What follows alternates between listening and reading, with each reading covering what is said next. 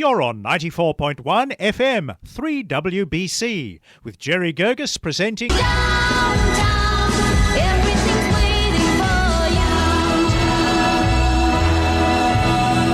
Downtown. And now here's Jerry Guirguis, 94.1 FM, 3WBC, the voice of the Inner East. Hang around and let your problems surround you. There are movie shows downtown. Maybe you know some little places to go to where they never close.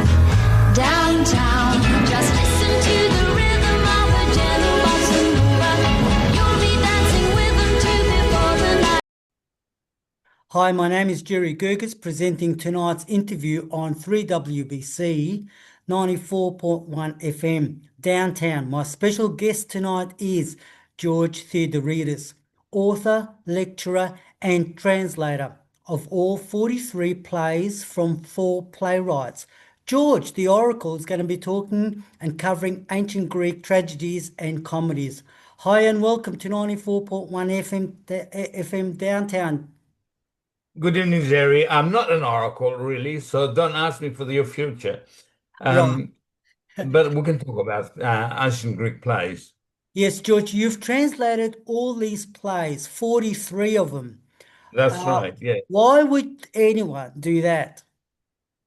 First of all, because they are pretty much the archetypes of plays, of theatre. This is the best you can possibly get. This is the beginning of the theatre. This is the theatre itself.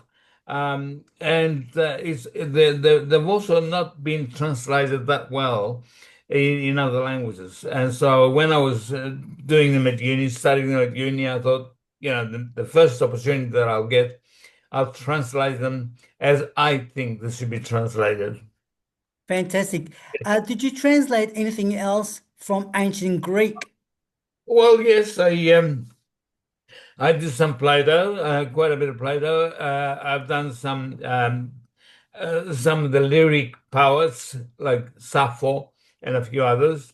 So it's I've spent my time with the ancient Greeks and learned a few things about them. I did make a brief mention about you being the Oracle, and thank you. But on the 4 playwrights, there is other talks about the very first one. Maybe he's not the very first one. THESPIS. He's not a playwright. THESPIS. Yes. Yeah, at the very, very beginning. He's the one that started pretty much everything, but it's improved a great deal from then on. Okay. Thespis was someone who wanted to say things in a different way, Right. visual way. Okay. Medea is a very popular play, George. It's a tragedy.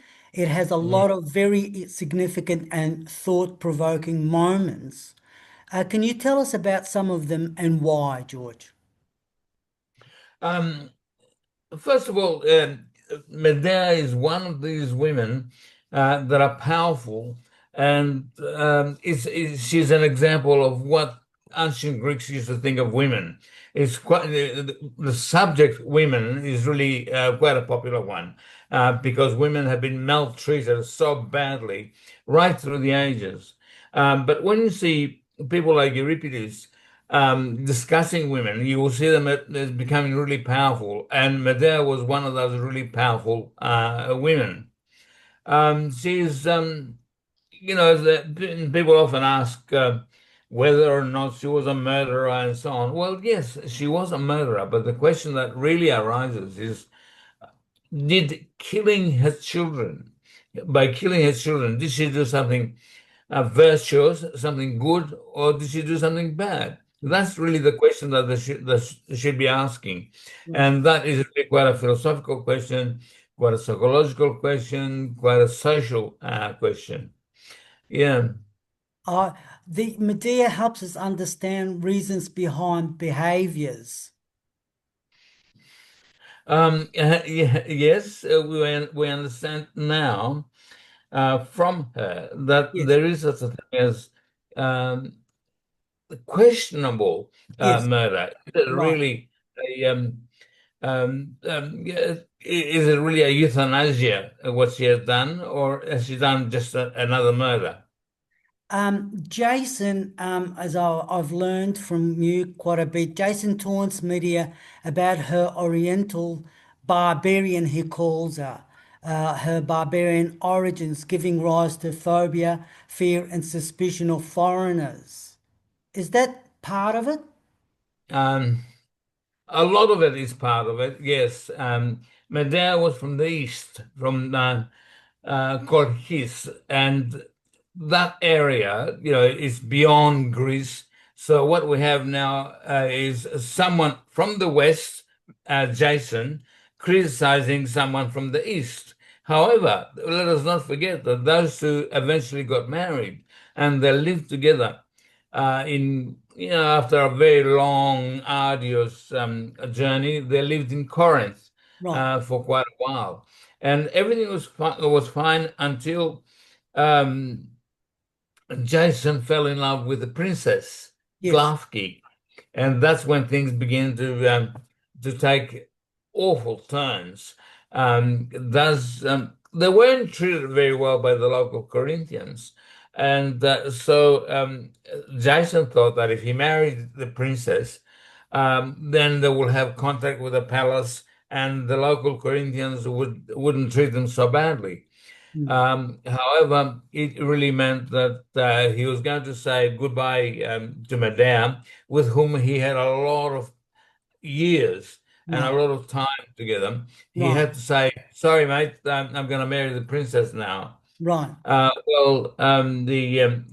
Medea didn't like that very much, and so she caused a few tricks. I don't know whether we got time to go into those tricks, and but in the end, she killed her two children Right. and went into her grandfather's chariot, golden chariot, and flew away to Athens Right. under the king, which was under the king Aegeus, and he had promised a refuge.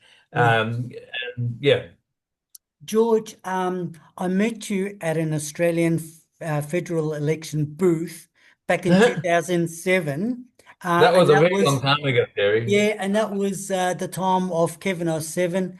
Kevin Rudd ended up winning that federal election of 2007. I talked about my radio program, and you talked about your ancient Greek translations. Medea was staged in Bibliotheca Alexandrina, a major library and a culture, Alexandria, yes, Alexandria, a yeah. major library and a culture center on the shores of the Mediterranean Sea in Alexandria, Egypt. We know that it was you that translated Euripides' Medea for the Bibliotheca opera.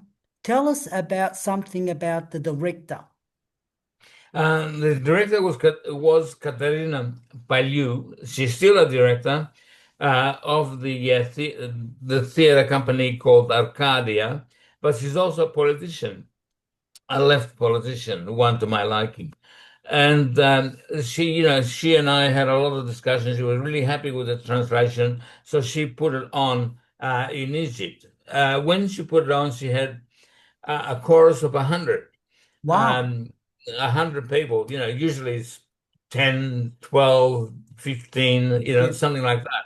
But she was really great because she managed to get a chorus that could speak Arabic, a chorus that could speak English, and a chorus that could speak Greek. So it was really fantastic to have all of these languages playing in the thing. She's really also a very, very good director and an actor. And yes, she pleased me very much. We nearly made a film out of it, but we didn't in the end, as Well, things go. that's Yeah, something to look forward to. George, in one of your articles, you wrote that the ancient Greek stage was a place which healed the Athenians. Can you elaborate yeah, on that? yes, How yes, was the yes. theatre? How popular was it?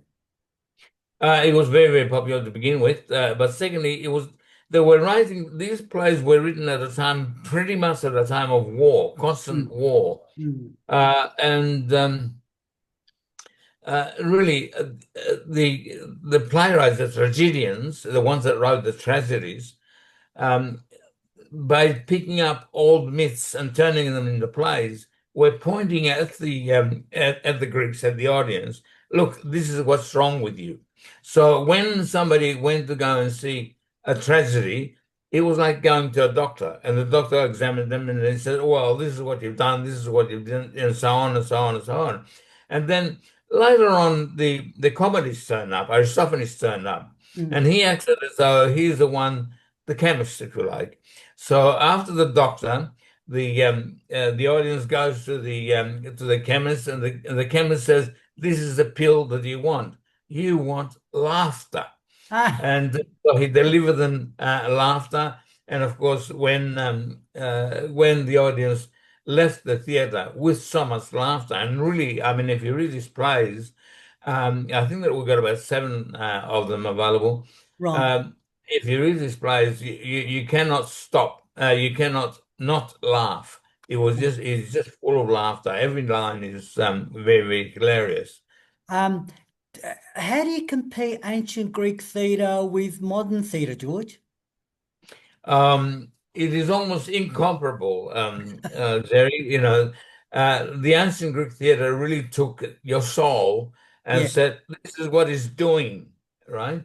yeah, These days, it's more of the theater is taking up an issue like women and the gender and sex and those sort of things, and discusses those issues, xenophobia, those sort of things.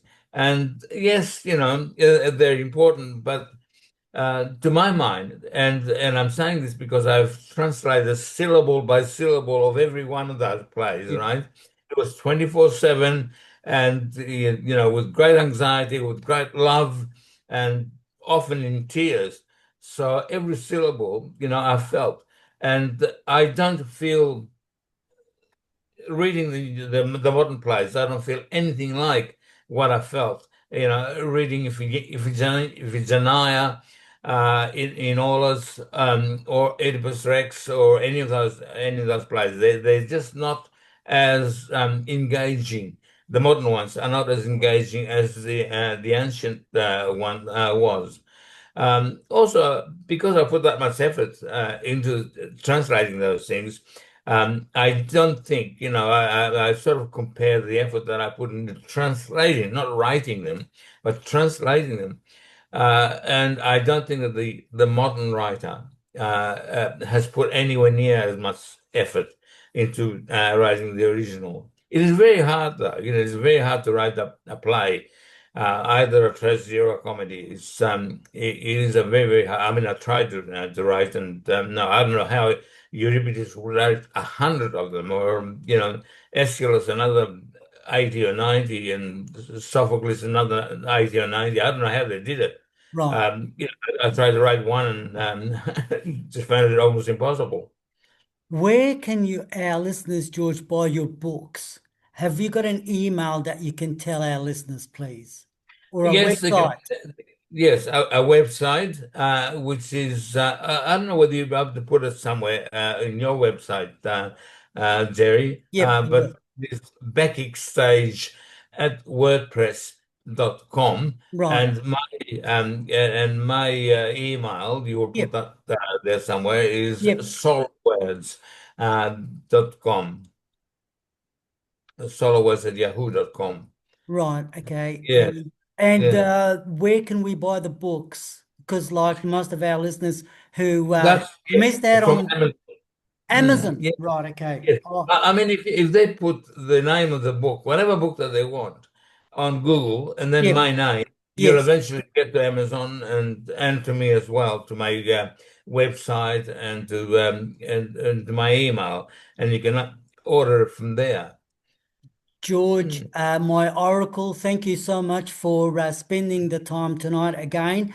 And I look forward to the movie. Bye now. My pleasure. Bye now.